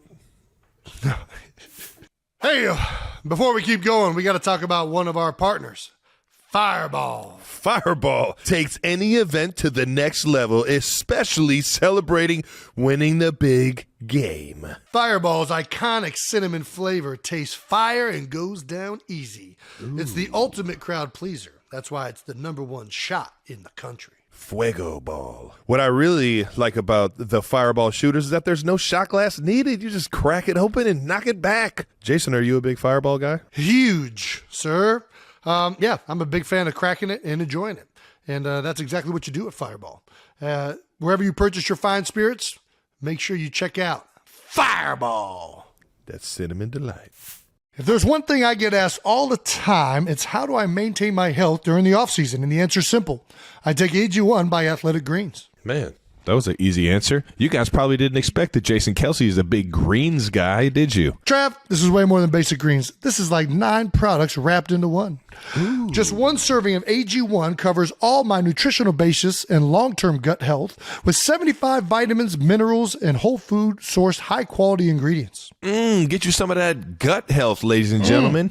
And if you're listening to this show and have been saying to yourself, man, I want to be as healthy as Jason Kelce, You're in luck because Athletic Greens is giving you guys an incredible deal with 5 free travel packs plus 1 year supply of vitamin D. And we all could use some vitamin D in our lives. Ooh, so good. Like Not Travis right now. said, Athletic Greens is giving you a free 1 year supply of vitamin D and 5 free travel packs with your first purchase. This is their best offer yet, and you can only get it at athleticgreens.com/new heights. That's athleticgreens.com/new heights. All right. I think we stalled long enough, but we are moving on to 10 or 12 or kind of in that realm-ish bold topics where we recap this week. We're going to recap NFL free agency so far. And let's start with all the free agency news in the football world. And we all have been waiting for Jason Kelce to tell everybody exactly what he's doing for next year. And I think you owe it to your team. I think you owe it to your teammates to make this decision right here, right now, so that they know what they have to do in free agency coming up. What are you talking about? What do you mean? I have to tell, what about free agency? You have to break the news here on New Heights. Travis, I announced I was playing another year yesterday. What are you talking about? What? You're playing?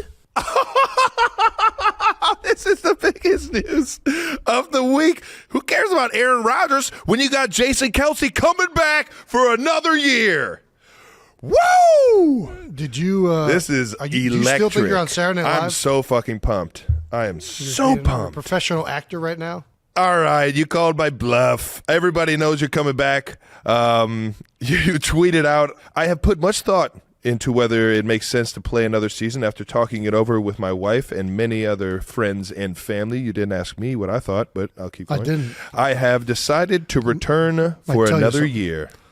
Thank you to all my supporters and detractors. That was a long one. I never even heard of that. For fueling me. I ain't fucking done yet. With an exclamation point. I love it, man. You fired up the entire football world. ESPN was tweeting it. NFL was tweeting it. Everybody was on top of it, man. Biggest news of the offseason. Congrats, brother. Way to make a splash. Way to make a cannonball splash. You were more of a can opener guy. You were more of a can opener guy. I had a good can opener back in the Forest Hills Park, or Cane Park. Yeah, I was about to say, there's no pool like Forest Hills. Cumberland. That's right. I didn't retire again. That's pretty much the news. I'm still playing football. I wish it wasn't news, to be honest with you. It's just something that I really think I go back and forth on, and I think it's important to actually think about this seriously because, as you know, Trav, there's a lot that goes into playing a season. It's not just the physical part; it's the mental part. It's everything that it encumbers, and I try to think about it as hard as I can. Obviously, playing in the Super Bowl. There's a little bit less time to think about it than I normally have. Mm-hmm. But it was important to make a decision before free agency started, or at least let the Eagles before free agency started know, that I was confident in coming back another year. Obviously there's money to be spent, there's deals to be made, and I want to make sure that Philadelphia has, a full. I want to make sure that they're in the best position possible because. Obviously, I'm coming back because I want to win. Obviously, I'm coming back because Jalen Hurts is there. We have a lot of good people around the building, and I feel really confident in our coaches and team. So the fun time to be an Eagle, man. You hear that, ladies and gentlemen? Selflessness. He wants to make sure that the Eagles have the best opportunity, but also, I want to. You got to make that bread. You got to make that bread, and the bread's good. I'm not gonna lie, the bread's good, but I got a lot of bread already in the basket. This is just this is like unlimited bread at this point, like unlimited breadsticks over at Mr. Unlimited. I shouldn't say that. That's a good way to go broke, is thinking of your money like that. Listen, I think after thinking about it a lot with Kylie, the biggest thing, and I think she said it really well. If you're still like thinking about this and you're going back and forth and you're wondering, if you have any doubt that you're going to regret playing, you should keep playing because clearly that's what I want to do. My body's banged up from the season. I just got done with a really long one. So right now it's hard to imagine doing it again. Once a full off season gets underway, once I have a chance to recover and work myself back up to being in the best shape possible, I think it became clear when she kind of said that. She was like, you know what, if you're still doubting yourself and going back and forth this long, you still want to play. Yeah, Kai. Way to bring him back, Kai. And that's some good life advice right there. If you're juggling there's also last thing you want to do is Howard Mudd gave me really good advice, which is essentially the same thing, just kind of summarized way different, which is when in doubt, don't. I was like, Howard, I don't know. I have doubt about a lot of things. Like, how do I look at the thing? But that's why it's a great saying, because it works no matter how you look at it. What a guy, man. What a guy. Well, I know we're all pumped. And, I know we're all pumped to see you come back, brother. Let's jump into some more stuff. Who did you did you like call up someone from the Eagles, or did everybody just find out via Twitter? So contacted my agent, JB, Jason Bernstein, and, I think him and Howie had been in contacts and going back and forth, and they had talked already that day. And I was like, well, I think, I feel confident in saying that I'm going to come back for another year at this point. And then talked to Howie soon there right after that. Him and JB talked, and, that's kind of how it happens. Once it's mutually, wanted, right? And the Eagles have been very upfront saying they wanted me back the whole time. So talk to Howie, talk to Nick, kind of make the calls. Everybody's excited you're coming back, and kind of go from there. Well, we know the best center in the league is going back to the Philadelphia Eagles.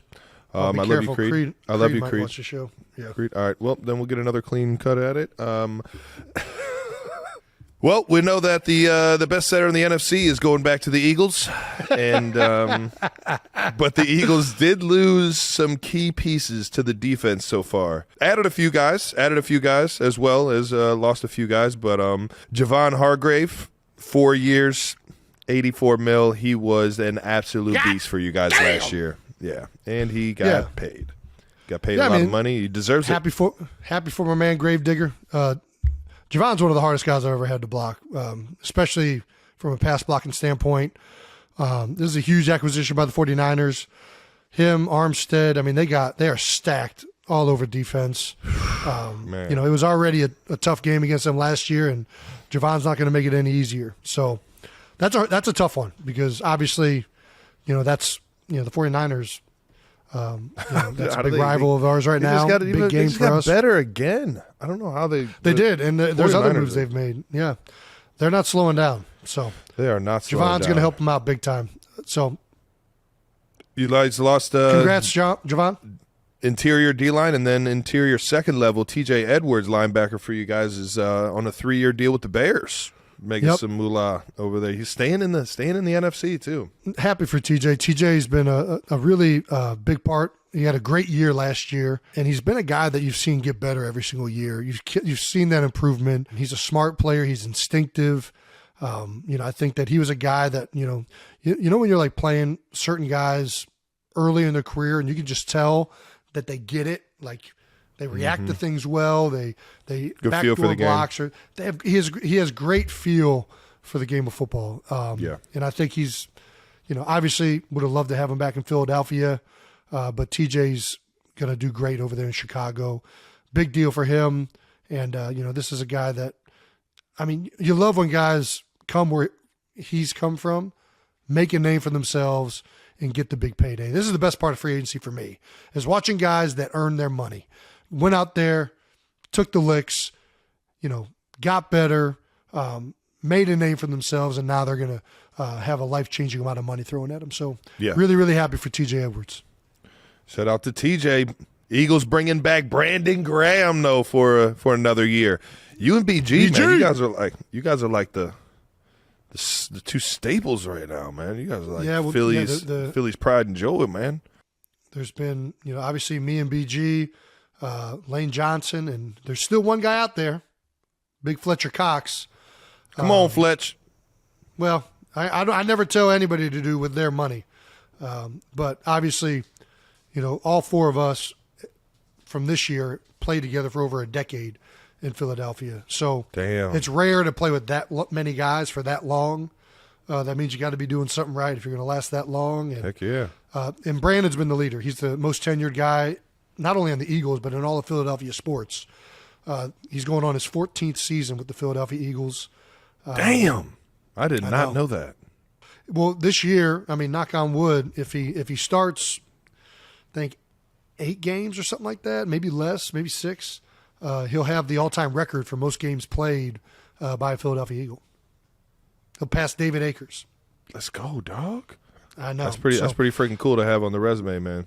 Really Especially one excited. team. Especially one team. And he's just long. he's a great teammate, obviously Gryffindor guy, just a really, really good dude. I feel like a can't say nerd enough good just things about understanding what you're saying when Listen, you say there's this nothing now. wrong with being a nerd. Are you not? I'm a nerd about you- football for sure. Are you nerdophobic? What you don't like nerds? No, I love being a nerd. That's why you see it's making Yeah. me smile. Yeah. Brandon tweeted out, it wasn't about the money. I haven't officially signed yet, but it's pretty much done. I'm coming back. It wasn't about the money. I love Philly. I don't want to miss a championship with Jalen. Jalen is the man. Nothing about Jason, though. Nothing about Jason in here. I mean, let's be honest. Yeah, I know he cares about you, right? He likes you. No, I mean, listen, me and BG got a lot of love for each other, but I ain't gonna win us a championship. Jalen's gonna be up there. So, maybe I'm respect it. Hufflepuff. Maybe that's why I'm Hufflepuff. I don't even fucking know. Eagles re-signing running back Boston Scott to a 1-year deal. Big deal for us. Boston's a big. Dude, like he's kind of like that utility knife for us, and he's just whenever Swiss he Army gets knife? an opportunity, he finds a way to make the most of it. Not the tallest guy, but he's going to go in there. He's going to be accountable. He's going to do everything he can, and he just makes plays, especially glue against the guy, man. Giants. The Giant killer, Boston Scott, back in the building. Boston's one of those guys, man. You just get him in space with one-on-one with a guy. He's going to Good luck. find a way to make that first guy miss. And that's Exactly. such a key part of being a running back is being Just able make to one make guy that miss. one guy miss. If you can do that, I mean, you are going to be a freaking star, or you're definitely going to keep getting contracts in the NFL. We can block most of them. You just got to make one guy miss. Hey, how about this? Breaking news. The Eagles are at work again. We have officially re-signed James Bradbury, all-pro cornerback from this past Bradbury. year. Juju Smith-Schuster's favorite guy. We've re-signed him. 3-year deal worth $38 million with upside to get to 44, $20 million guaranteed. That's a hefty big deal. number, bud. Yeah, it's a hefty number. Shout out to Bradbury, man. I thought he was a great player when we played him. Yeah, I'm excited about it. Not only is he a good player, but just a great teammate, good dude all around. Had a great year for us. Was a big reason why we had so much success on defense. Yeah. So yeah, I'm really big on happy smart. for James. I'm to big get on paid. smart football players, man. You could tell he's a physical specimen too. Like he's a big corner, He is. long He's arms, fast dude. But yeah, I'm big Toughest on smart position on the football field. players, man. You got to be a smart football player out there, and he's full package cornerback in the league, man. So happy for you guys defensively, keeping at least some of your guys. Yeah, man. Really happy for James. He's earned every penny of that. He's played it. So yeah, awesome for the Eagles. Way to go, Howie! There we go, Howie. This guy's making moves, man. This guy's making moves. Just get the tequila ready. Tequila's coming. James, get ready for tequila shots. Apparently, everybody's doing it. Tequila. Bum, bum, bum, bum, bum, ba-na-na-na-na-na. Ooh. Instead of saying tequila, you just gotta start tequila.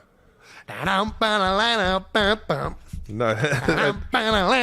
There's the new theme song for All right, Eagles. you guys are no. You guys tequila. Hey!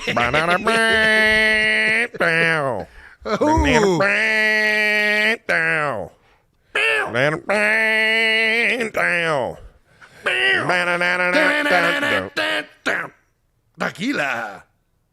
Classic songs make me want to go Good drink song. right now You just can't help but say tequila. and move your shoulders like this. When you move your shoulders like this, are you moving your shoulders or are you going with That's your how I butt run cheeks? routes. You can't get lost in these. But when you're doing this these right now, things are you moving your shoulders or are you butt cheeking it? Because I'm butt cheeking. All it. traps. I'm going right All butt traps. cheek, lip. Oh, okay. Here. Big news in Kansas City. We just signed left tackle Jawan Taylor to a Big 4-year, man. $80 million deal. big money coming big in money. to $20 protect million a Pat year. Mahomes. Yeah. Can't wait to get the big guy in the building. Yeah, I mean, he was a stud in Jacksonville. I can't say he wasn't. He was an absolute Offensive line dog. was already good out there in KC, and this is a big move. Oh my gosh. Big move, man. Big move, baby. Get him in the building. Get him in the building. Get him situated. Giants are sending the 3rd-round pick to Las Vegas for Darren Waller. D Wall, What's this? Wall Street.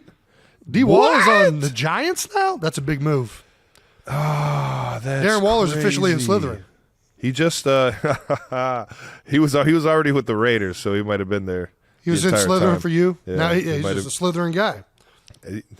I'm gonna say he's Gryffindor, man. That guy, he's a dog. He's got great ambition. Good person. Good soul. Yeah, that's wild. Vegas to New York. I wasn't expecting that, especially. Yeah, no. I'm trying to think. They have a young tight end out there in Bellinger. That's that'll be an interesting duo they got. It's pretty cool. Maybe It's they'll nice use a lot of 12. It's always a mismatch. 12 personnel. 12 is a good personnel. I think it's an interesting, do you go base? Do you go nickel? Who you matching up on the And especially if you have a receiver like Darren Waller or like Travis Kelce, where it's like you want to play nickel, but if you put nickel out there, might be a little bit hard to stop the run. If you got a good run game, that's where the 12 personnel is the best. You What do can you run well out of 12 personnel because everything's based off of the run. You know what I mean?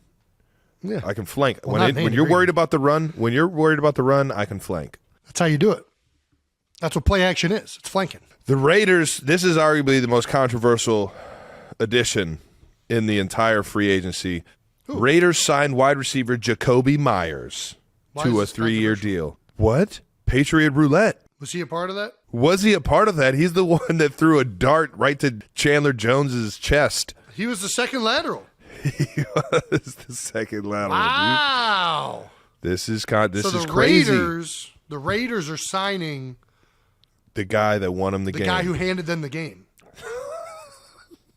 This is it's nuts.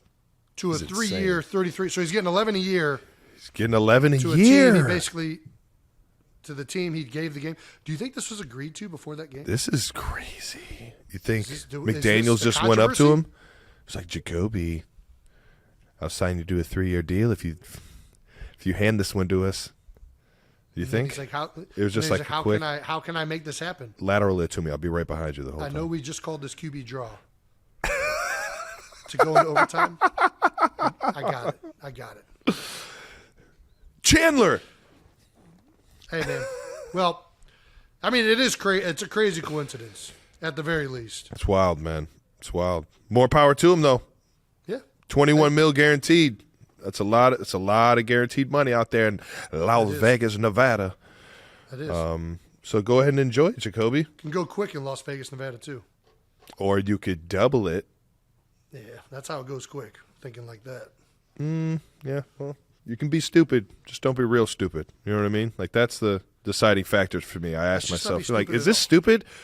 Majority of the shit I do is stupid, but you can't be real stupid. As soon as you're real stupid, Let's just not be stupid. Let's be. what's the fun in that? There's no fun in not being stupid. That's what Stevie Bogus is. That was the best advice I ever got from Stevie Bogus, baby. Coach Bogus. You can be stupid. Just don't be real stupid. Real stupid. That's when you go to jail. Yeah. All right now. What's regular stupid? Regular Real stupid's stupid. going to jail. What's regular stupid? Remember when you used to play Poop Dollar? We got it from Workaholics. Yeah, we were playing that at Woody's. Poop Dollar! Got Yancey That's- Yates to pick it up. Hey, shout out to Yancey. That's That hilarious. was so funny. Oh gosh. We got to bring that back. Poop Dollar was that's stupid. You could be stupid. Just Yeah, don't be that's a good real point. stupid. That is stupid. For those of you that don't know what Poop Dollar is, I'm pretty do sure we I need got to it from. explain? I think we'd need to explain it because Poop Dollar is when we did just like if we found like dog poop on the sidewalk, right? Like I That's don't what poop remember dollar actually is. like I don't remember I don't actually think like you use a piece of pooping. human like poop. you don't use human poop. Maybe they did in Workaholics, but yeah, we didn't. We saw a turd on the sidewalk. I think we did more than a $1 bill. I think It was like a $5 bill, so he made it like really. Oh shit, $5. Yeah.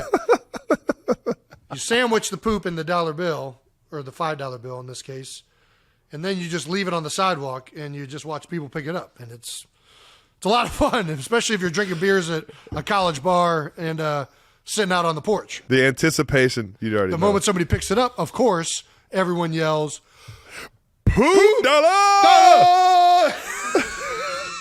And as soon as the person realizes they pick up the money and there's pooping, and you hear a whole bunch of jamokes screaming "poop dollar" from the balcony, and You the realize you've been anticipation when you see somebody walking down the street, they're like, "Oh my god, here it comes, here it comes, here it comes, here it comes, here it comes, here it comes." I mean, You're like, oop, oop. Poop dollar! Yeah. I mean, dude, it's right. the equivalent of catching like a big bluefin tuna out on the big seas. I mean, it's city fishing. I mean, it's city fishing. We have big old Yancey Gates, big 6'9", 270-pound center for the Cincinnati Bearcats. That's my guy, man. Yancey was the best. Played high school AAU ball with him. Was an absolute dog in the Big East. Ain't nothing wrong with getting got on poop dollar. How are you supposed to know? You just see a fight on the ground. Sure enough, fish on. Nice. So, getting back to free agency, day one, the biggest spenders so far in free agency are the Denver Broncos. Man, they are spending a lot of money these past 2 years in the offseason. Last year too. I think they were close. It was either them or Oakland. It was either them or Vegas. It might have been the Chargers too. Chargers made some acquisitions. Anyways, All right. Broncos are already at over 200 million. The Bears are roughly around 120 million. The Falcons are up there over 100 mil, and the Niners, Raiders, and Chiefs are all right around 80 to 85 $1 million already on the first day. God damn, the Niners got a good team. Where they got all this money from? Dude, they got young quarterback, man. Young quarterback. You haven't paid a quarterback yet. You're going to have some cap space. That's true. Chiefs, what about you guys? You guys spending $80 million. You don't got a young quarterback. You got one of the highest paid quarterbacks. Yeah, we unfortunately we let a few guys slip out. Shout out to my dog Frank Clark. So this is total money. Mm-hmm. This is the biggest spender so far. That's like the whole contract. Yeah, all the contracts. Yeah, but they didn't spend $80 million. You guys are spending. It's a 20 per year deal. Yeah, it's just what we get. What we are. They're just adding up. Doesn't even matter. All the years. The number all of the years. years. This is that's a dumb metric. I'm over it. So let's talk some Aaron Rodgers, because it's so interesting and so fun to talk about. We're recording this on a Tuesday, and free agency does start on Wednesday, so we could be talking to you about something that's already happened that we don't know about. What we do know is that Aaron Rodgers has provided the New York Jets with a list of free agents that he would like them to target and acquire. Yeah, it's also known as a list of demands. He's provided the New York Jets with a list of demands. We're full-blown hostage situation at this point with the New York Jets. Hostage situation. I am the captain now. I need a briefcase with $300 million. With Odell Beckham in the briefcase. I mean, I get it. Dude. Listen, the Jets are stacked on defense. Their head coach is a defensive coach. Yeah. A hell of Aaron coming over there, coach. it could be a match made in heaven. He just wants to make sure they got a target that he feels comfortable with. Yeah, they got a bunch of young guys that can play some ball now. Well, apparently they can't play ball good enough because Aaron's saying he wants one of these guys. Aaron Rodgers has provided the New York Jets with a wish list of free agents he would like them to target and acquire. Per sources, it includes Randall Cobb, Alan Lazard, Mercedes Lewis, and Odell Beckham Jr. Damn. And this just in, the Jets have met the wish list. They've met it. They have officially signed free agent wide receiver Alan Lazard to a 4-year, $44 million deal with $22 million guaranteed. So breaking the bank. Yeah, I mean, I don't know if they folded or if they just like answered the bell, but the Jets are all in on the Rodgers deal. We got a hostage this is a situation. clear They're trying to keep all the hostages alive. Yeah, Hostage situation. You give us one, we give you one. You give us one, and also come to play our quarterback. That's kind of where we're at. Be interested to see how that plays out. So they got Randall Cobb and Mercedes Lewis both have been in Green Bay with Aaron and Alan Lazard as well. And then the one that was just interesting was Odell Beckham Jr. He's like, yo, I want OBJ. Odell. I want Odell. Must have liked his workout. Who doesn't want Odell? Or man, hey, listen, he looked like a beast. He looks strong. He always looks like a beast. He looks does. strong, and I think he on purposely caught every single ball with one hand, just to add some flair to it. At least that's the only. Did the whole thing without a shirt on to make sure he showed off how swole he is. He's swole right now. He's been working. Yeah. He has been working. He's got those Saquon quads out too, man. Ooh. Big man Sun's playing out, wide thighs out. out. Not right now. Yeah, the Aaron Rodgers situation is still up in the air as of this moment. So we're going to run through every Aaron Rodgers situation that might happen just so we have touched it by tomorrow, because who knows what is going to happen within the next hour. Here's the first bit of news. Rodgers goes to the Jets. Oh, my gosh, this is game-changing. He really left Green Bay? Joe Douglas pulls out the move of the century and lures Aaron Rodgers to the Jets. They signed Alan Lazard to a big contract after Aaron clearly says, sign Alan Lazard. And all of a sudden, he's in. He's in. That's pretty wild, man. Honestly, never thought I'd ever see Aaron leave Green Bay. I thought it was one of those just matches that just went on forever and ever and ever. It's hard to find that. It seems like all these guys play like at least 1 year someplace else almost. It's crazy. Didn't Brett Favre, didn't he go to the Jets too? Brett Favre went to the Jets. I don't know if anybody else went to the Jets, but Peyton Manning obviously went to the Broncos. Tom Brady went to the Bucks. He might go to Miami. Who the hell knows what's going to happen with Tom Brady? Yeah, no. I'm saying this is crazy that a Green Bay legend gets traded to the Jets. It's crazy. The predecessor to him goes to the exact same team. Yeah. The next bit of news that might happen with Aaron Rodgers. This just in, Rodgers has decided to stay with the Packers. What? I know. He's staying? After all this. I never would have thought he was going to stay. Hey, after all this. Gosh. After all this, I mean. There's so much conflict between them over the years. You would never expect them to still do it.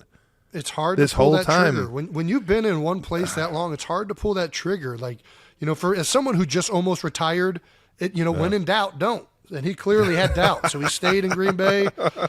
He must have been thinking long and hard in that cabin. Dude, he just seems like one of those quarterbacks that like just needs to go, to a different place. But obviously, he's happy where he is, man. What do you think that cabin smelled like that he was staying in that didn't have any electricity or running water or toilets? Oh man, that's a good question. I don't even know. It might have had probably sage. Probably sage. Right? It had to have like a mildewy. Mildewy? Like wood. Like wood that wet wood. You don't. Yeah, like whenever I'm in a cabin that, like an outdoor like wooded structure, there's that like very. Almost like dewy smell, and it's just always there. And apparently it helps you decide where you want to go in free agency. All right, next bit of news. This just in. Hey, Rodgers goes to another team, not the Jets. What? That's I thought it was either Green Bay or the Jets at this point. I never knew. I can't even get excited for that. That's not Who happening. knew that Miami... The Dolphins? What? He went to the Dolphins? Who knew that Miami, Chicago, Houston, I mean, what other team can we pile on this? Rams, 49ers. If he goes to the 49ers. DC, Washington? He went to Washington? Who knew? Who knew that all these teams were in on this Aaron Rodgers deal? This is crazy, man. This just in, Aaron Rodgers decides to retire and start a podcast. What? Yeah, that's Dude, crazy. That's a genius move. Actually, this is the least crazy one. If we can create a podcast this successful, imagine what Aaron Rodgers could do. And he's probably going to make a lot more money than we are. Does that mean... So that's... Aaron, please don't do that. I'll do this. I'll do this for free, brother. I thought Aaron does Aaron Rodgers Tuesdays on Pat McAfee show. Does that mean he does? He does. He's not doing it. You think that's where he got he was like, yo, I'm liking this. I'm digging this. I'm having fun doing this. Yeah, I think that's, Once you start doing not gonna something lie. and you like it, and I'm probably tuning in. I would tune in. I'm gonna tune in, Aaron. I'm freaking pumped about your new career. Let's go, baby. All right. Last Aaron Rodgers potential headline that could launch between now and tomorrow's episode launching is Rodgers makes up his mind to come on the New Heights #1 sports podcast in the country and give a LeBron James decision-like moment. What? He's going to Miami. South Beach? I'm taking my South talents Beach. to South Beach? Yep, he's come on the show to announce that right now. I'll tell you what, Packers fans, don't do what Cleveland did because there's always a chance that he might come back. Yeah. Speaking as someone who was in Cleveland when LeBron did go and make that decision, I would not condone that happening on New Heights. So we can just nix this. I'm not going to participate in that type of decision. I still got my original Bron jersey. Everybody set theirs on fire. I still got mine. I never had. I had an Anderson Varejao jersey and I lost it. You did have the 17 Andy V. That was a sweet one too, the orange one. Yeah, I had a LeBron one too. I had a blue jersey. I had the blue and red Cavs jersey that was rocking when LeBron was there the first time around. You know what I'm talking about? It was like a darker blue with like the red, like kind of like wine. trim on the sides. The wine red, yeah. Thank you. The wine red. That's nice. I don't know what happened to it, but anyways, yeah, those are all of the different scenarios we think might happen before tomorrow. All electric scenarios, all possible. Or none of them could happen. I mean, we could be in the exact same position we're in right now. I feel like once somebody starts meeting a hostage taker's demands, you just keep asking for stuff. You keep, that's the problem with meeting the demand. It's like, okay, hey, let's see what else we can ask for. So who knows? Maybe Alan Lazard wasn't enough. We'll find out. Either way, I know this. I'm thoroughly excited to see what happens with this Aaron Rodgers situation because the dude's a baller. I mean, dude, he's one of the best of all time. Can't deny that. Whether he's in Green Bay, New York, someplace else, or retired, Aaron Rodgers is still Aaron Rodgers. So this is exciting stuff. 12 games. I know Jets Jake, the guy that runs our entire social platform, I think he's just doing this over and over again on Twitter. Just refreshing. Just waiting to see what happens the with Aaron uploads. Rodgers. Yeah. He's just refreshing. Oh, just announced Aaron Rodgers is coming on the show tomorrow at 1 p.m. Eastern Standard Time. Do you think he announces that it's going to be the Pat McAfee Aaron Rodgers show? I do. Well, no. I think he's going to announce he's going to New York Jets on Pat McAfee. I think that's what's going to happen. What? He's going to the Jets? We already did this bit. We don't need to. Right.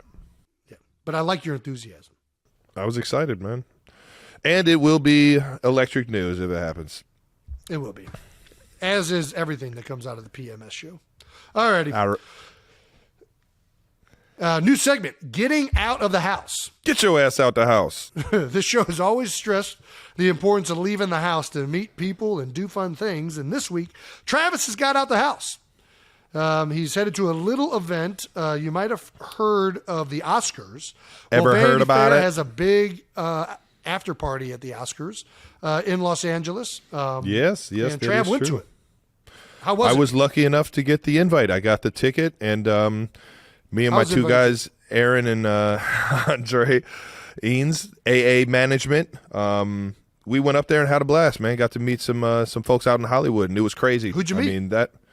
Start name dropping. Who'd you meet? I got to start knowing who people are in Hollywood because every face was the most familiar face that you've ever seen, and you're like, oh my God, that's an actor, that's an actress, that's this, that's that, and I was clueless. It felt really bad. The ones that I did know, though, they started introducing me to a few people. The ones that I do remember, saw D. Wade up there. I'd already met him, but it was cool to talk to him about some of the stuff he's getting into. What's he getting into? Still got to check out your wine. Yeah, he's got a wine. He's getting into wine. Yeah, he's been into wine for the past like 5 to 10 years. Yeah, so I still got to check. Where's still got to at? try Napa? that out.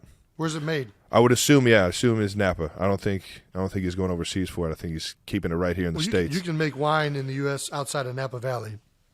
Yeah, no, Seattle's a big that whole West Coast right there is big wine. Yeah. I don't know if you're making great wine in the Midwest, but Virginia supposedly I think is a hotbed of wine. So is Martha's Vineyard. I mean, you can make wine anywhere. yeah. So I There was D Wade. Who else?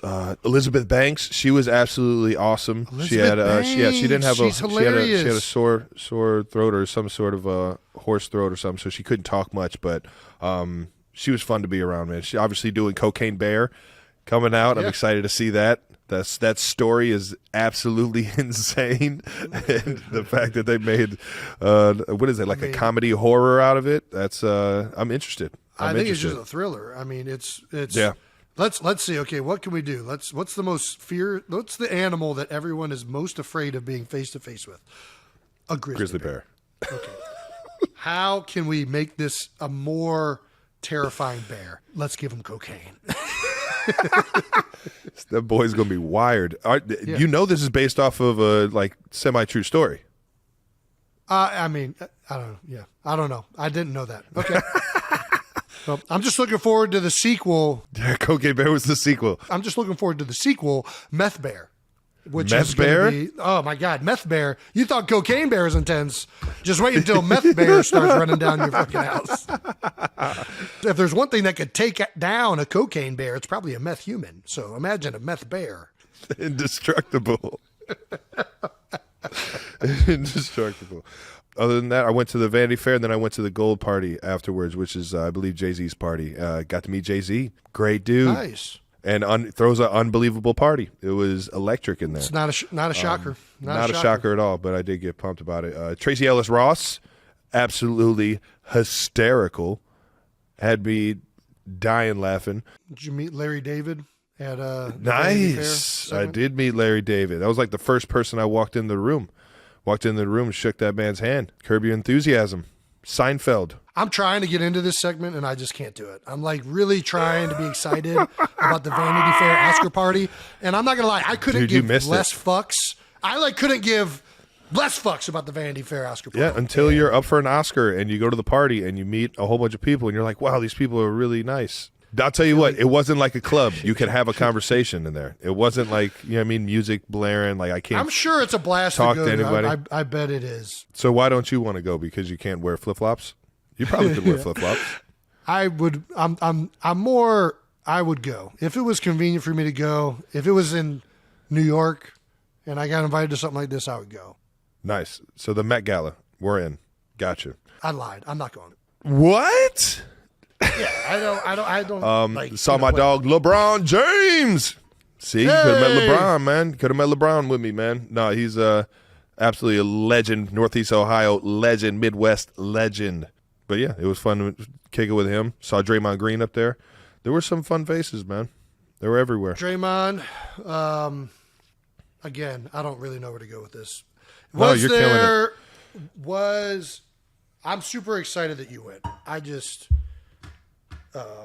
Yeah, no. If you're asking, no, I didn't invite anybody onto the show. Thought it was a little too much of a kick it environment. Didn't want to bring business into this thing. But LeBron, if you ever want to come on the show, man, would love to have you. Would love to have you on. Yeah, I know you're pretty busy with acting now too. Big actor. House party. Yeah, I don't know. Jason's not into it, so no, I'm not into it. So I'm sorry. I just feel like the only reason we're talking about this is because like somebody put this in. Thing. Yeah, like I'm trying to get into it, but it feels, and I know that you went there, so I'm trying to let you talk about it. Yeah, no, it's cool. Like if I had to sit through an entire fucking Harry Potter fucking walkthrough. Okay, you can fucking get excited about getting out of the house, Jason. If you're genuinely excited, at least you know who I'm talking about. If you're genuinely excited about Vanity Fair, I will talk about it with you. But I feel like we're talking about this not because you want to talk about it. It's a new segment, Jason, because we're going to be getting out of the house this summer. We talked about Harry Potter because I'm genuinely excited about Harry Potter. I feel like we're talking about this because somebody else wants to talk about it, which is making it difficult to talk about it. That's the only reason I'm saying this. I don't have anything to talk about, so there's really nothing there other than I got out of the house, which is the segment.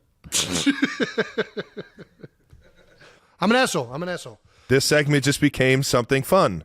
So thank you for being real about it, Jason.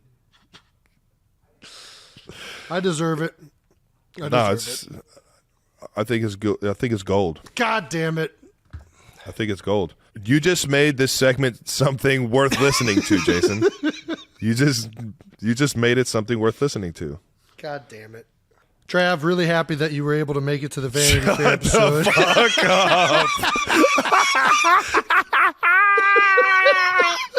This guy's a dickhead. Oh my God. No, seriously, Right. It was an honor to go to the Vanity Fair after party. It was a blast. Even the gold party after that was even more fun. Got to see some of the coolest people in the entertainment world, not just Hollywood, both sports and entertainment. And I had an absolute blast. And Jason, you should come with me next year. You'll have a different outlook on it. You'll have a different outlook on it. And he's wearing sandals. I saw Justin Bieber in there with he had a blanket on. That shit was sweet. I gave him. I was like, JB, you over there chilling, bruh, in a blanket. Biebs? Yeah, he was over there kicking it, man. That's what I'm saying, man. You get to meet some of the coolest. I mean, if there's coolest. anything we've established, I need to leave the house. I can't become a curmudgeon and just sit in my den. Curmudgeon? I'm not even sure that that's a real word. Oh, man. I definitely was unsure. All right, moving on. That's why we have this subject, or this segment right here. This is exactly why we have this segment. It's because we need to get Jason more understanding of what he can do outside the house and the people that he can meet. So if we want to keep getting good guests, we got to keep meeting people, Jason. You got to keep this train running. Let's move on to let's move on though. What we got? And that was getting out the house with Jason Kelce. No, I don't fucking even know why we're talking about this shit. This doesn't make any sense. That was great, man. I loved every bit of that. Guys. All right. All righty. Well, it's time to get to the interview. It's time to get to the thing that we've been kind of leading and teasing this entire episode. Oh, yeah. Got the interview with head coach Nick Sirianni. What do you think about Nick Sirianni?